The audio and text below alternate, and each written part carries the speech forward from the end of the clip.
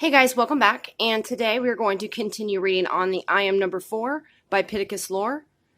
Sorry, it's been a little while since I've read from the book. I wasn't honestly sure if anyone was really watching it and listening to it, so I wasn't sure if I should continue with it, but I know maybe over time people will start getting into it. It's an awesome book.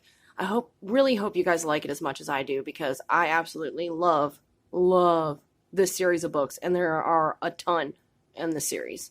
And there's a lot of side books in between the books as well, which I'm still unsure whether or not I'm going to read those in between or not. But let's, I guess, just start with this one first and foremost. So, I Am Number 4 by Pittacus Lore. We already read chapters 1 through 4, and now we are in chapter 5. Alright, so, chapter 5. I crawl to the door and unlock it. It swings open. Henri is covered in dirt, wearing gardening clothes as though he had been working outside on the house. I'm so happy to see him that I have the urge to jump up and wrap my arms around him.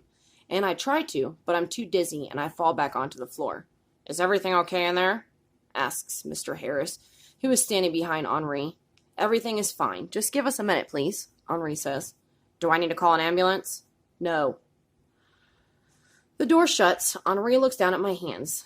The light in the right one is shining brightly, though the left dimly flickers as though trying to gain confidence in itself. Henri smiles widely, his face shining like a beacon. "Ah, thank Lorien," he sighs, then pulls a pair of leather gardening gloves from his back pocket. "What dumb luck that I've been working in the yard. Put these on." I do, and they completely hide the light.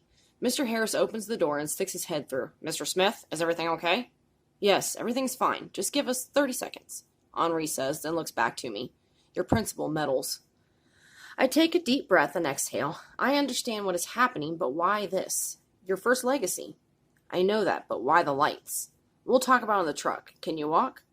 I think so. He helps me up. I am unsteady, still shaking. I grab hold of his forearm for support. "I have to get my bag before we leave," I say. "Where is it?" "I left it in the classroom." "What number?" 17. "Let's get you to the truck, and I'll go get it." I drape my right arm over his shoulders.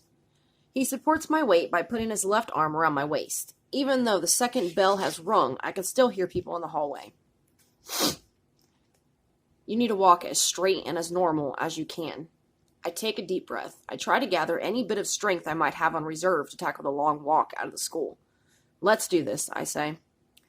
I wipe the sweat from my forehead and follow Henri out of the dark room. Mr. Harris is still in the hallway. "Just a bad case of asthma," Henri tells him, and walks past. A crowd of 20 or so people are still in the hallway. Most of them are wearing cameras around their necks, waiting to get into the dark room for the photography class. Thankfully, Sarah isn't among them. I walk as steadily as I can, one foot in front of the other. The school's exit is 100 feet away. That is a lot of steps, people are whispering. "What a freak. Does he even go to school here? I hope so. He's cute." "What do you think he was doing in the dark room to make his face so red?" I hear, and everyone laughs. Just like we can focus our hearing, we can close it off too, which helps when you're trying to concentrate amidst noise and confusion. So I shut out the noise and follow closely behind Henri. Each step feels like 10, but finally we reach the door. Henri holds it open for me, and I try to walk on my own to his truck, which is parked up front. For the last 20 steps, I drape my arm around his shoulders again. He opens the truck door, and I scoot in. "You said 17. Yes. You should have kept it with you. It's the little mistakes that lead to big mistakes. We can't make any." "I know. I'm sorry." He shuts the door and walks back into the building. I hunch over in the seat and try to slow my breathing. I can still feel the sweat on my forehead. I sit up and flip down the sun visor so I can look into the mirror. My face is redder than I thought. My eyes a little watery. But through the pain and exhaustion, I smile. Finally, I think. After years of waiting, after years of my only defense against the Mogadorians being intellect and stealth, my first legacy has arrived. Henri comes out of the school, carrying my bag. He walks around the truck, opens the door, tosses my bag on the seat. "Thank you," I say. "No problem." When we are out of the lot, I remove the gloves and take a closer look at my hands. The light in my right hand is beginning to concentrate itself into a beam like a flashlight, only brighter. The burning is beginning to lessen. My left hand still flickers dimly. "You should keep those on until we're home," Henri says. I put the gloves back on and look over at him. He is smiling proudly. "Been a shit long wait," he says. "Huh?" I ask. He looks over. A shit long wait, he says again, for your legacies? I laugh. Of all the things Henri has learned to master while on Earth, profanity is not one of them. A damn long wait, I correct him. Yeah, that's what I said. He turns down our road. So what next? Does this mean I'll be able to shoot lasers from my hands or what? He grins. It's nice to think so, but no. Well, what am I going to do with light? When I'm getting chased, am I going to turn and flash it in their eyes? Like that's supposed to make them cower from me or something? Patience, he says. You aren't supposed to understand it yet. Let's just get home. And then I remember something that nearly makes me jump out of my seat. Does this mean we'll finally open the chest? He nods and smiles. Very soon. Hell yes, I say. The intricately carved wooden chest has haunted me my entire life. It's a brittle-looking box with a Lork symbol on its side that Henri has remained completely secretive about. He's never told me what's inside, what's in it, and it's impossible to open it. And I know because I've tried more than times I can count. Never with any luck. It's held shut with a padlock with no discernible slot for a key. When we get home, I can tell that Henri has been working. The 3 chairs from the front porch have been cleared away, and all the windows are open. Inside, the sheets over the furniture have been removed. Some of the surfaces wiped clean. I set my bag atop the table in the living room and open it. A wave of frustration passes over me. The son of a bitch, I say. What? My phone is missing. Where is it? I had a slight disagreement this morning with a kid named Mark James. He probably took it. John, you were in school for an hour and a half. How in the hell did you have a disagreement already? You know better. It's high school. I'm the new kid. It's easy. Henri removes his phone from his pocket and dials my number. Then he snaps his phone shut. It's turned off, he says. Of course it is. He stares at me. What happened? He asks in that voice I recognize, the voice he uses when pondering another move. Nothing, just a stupid argument. I probably dropped it on the floor when I put it into my bag, I say, even though I know I didn't. I wasn't in the best frame of mind. It's probably waiting for me in Lost and Found. He looks around the house and sighs. Did anyone see your hands? I look at him. His eyes are red, even more bloodshot than they were when he dropped me off. His hair is tousled. He has a slumped look as though he may collapse in exhaustion at any moment. He last slept in Florida 2 days ago. I'm not sure how he's even still standing. Nobody did. You were in school for an hour and a half. Your first legacy developed. You were nearly in a fight, and you left your bag in a classroom. That's not exactly blending in. It was nothing. Certainly not a big enough deal to move to Idaho or Kansas or wherever the hell our next place is going to be. Henri narrows his eyes, pondering what he just witnessed and trying to decide whether it's enough to justify leaving. Now is not the time to be careless, he says. There are arguments in every single school every single day. I promise you, they aren't going to track us because some bully messed with the new kid. The new kid's hands don't light up in every school. I sigh. Henri, you look like you're about to die. Take a nap. We can decide after you've had some sleep. We have a lot to talk about. I've never seen you this tired before. Sleep a few hours. We'll talk after. He nods. A nap would probably do me some good. Henri goes into his bedroom and closes the door. I walk outside, pace around the yard for a bit. The sun is behind the trees with a cool wind blowing. The gloves are still in my hands. I take them off and tuck them into my back pocket. My hands are the same as before. Truth be told, only half of me is thrilled that my first legacy has finally arrived after so many years of impatiently waiting. The other half of me is crushed. Our constant moving has worn me down, and now it'll be impossible to blend in or stay in one place for any period of time. It'll be impossible to make friends or feel like I fit in. I'm sick of the fake names and the lies. I'm sick of always looking over my shoulder to see if I'm being followed. I reach down and feel the 3 scars on my right ankle. 3 circles that represent the 3 dead. We are bound to each other by more than mere race. As I feel the scars, I try to imagine who they were, whether they were boys or girls, where they were living, how old they were when they died. I try to remember the other kids on the ship with me and give each of them numbers. I think about what it would be like to meet them, hang out with them, what it might have been like if we were still on Lorien, what it might be like if the fate of our entire race wasn't dependent on the survival of so few of us, what it might be like if we weren't all facing death at the hands of our enemies. It's terrifying to know that I'm next, but we've stayed ahead of them by moving, running. Even though I'm sick of the running, I know it's the only reason why we're still alive. If we stop, they will find us, and now that I'm next in line, they have undoubtedly stepped up the search. Surely they must know we are growing stronger, coming into our legacies. And then there's this other ankle, and the scar to be found there, formed when the Loric charm was cast in those precious moments before leaving Lorien. It's the brand that binds us all together. Chapter 6.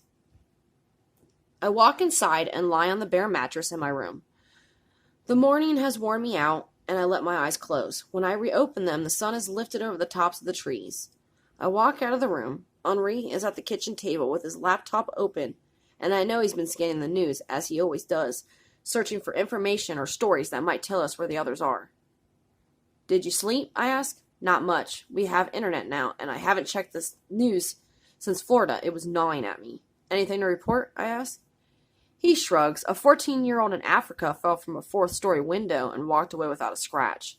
There's a 15-year-old in Bangladesh claiming to be the Messiah. I laugh. I know the 15-year-old isn't us. Any chance of the other? Nah. Surviving a 4-story drop is no great feat.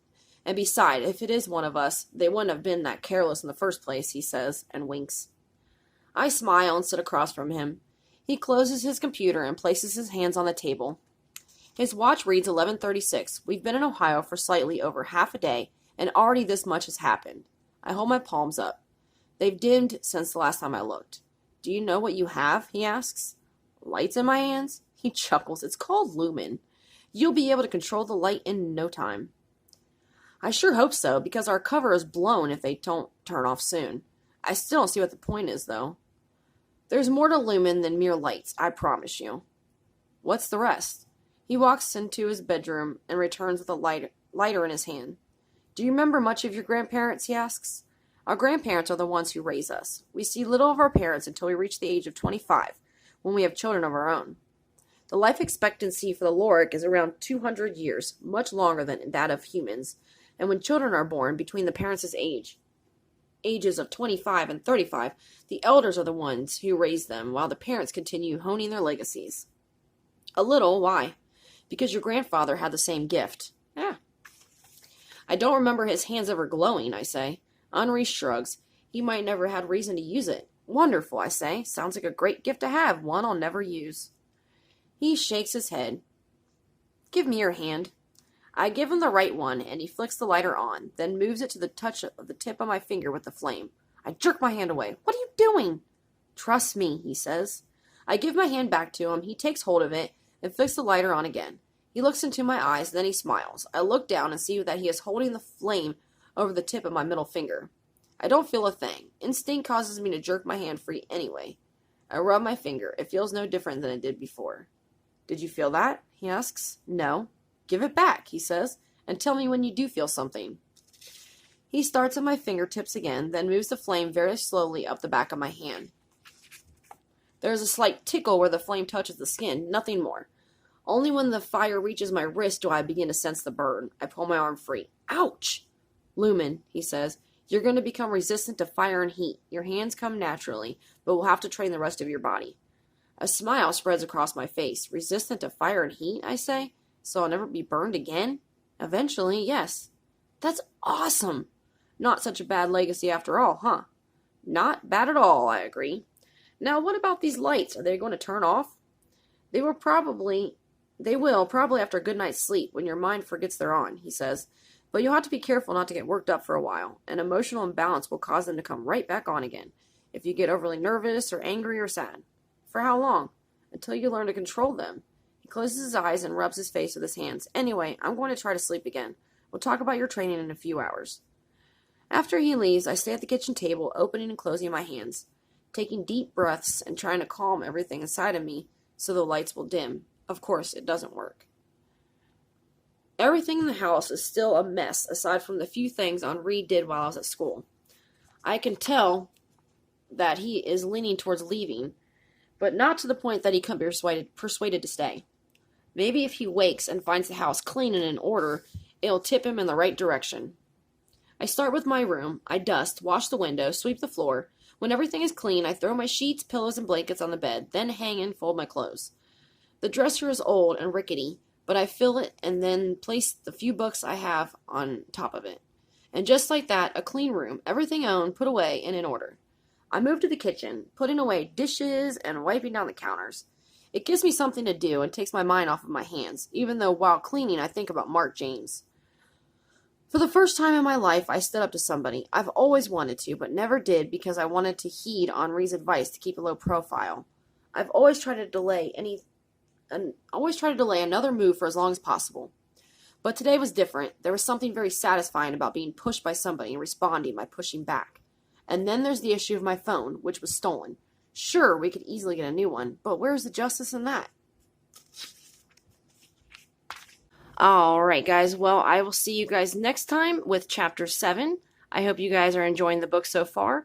Just bear with me. We'll get into the good stuff here real soon. It's getting there. But, yeah, so don't forget to subscribe. Give me a big thumbs up. Thanks for listening and reading along with me. See you guys next time. Bye, guys.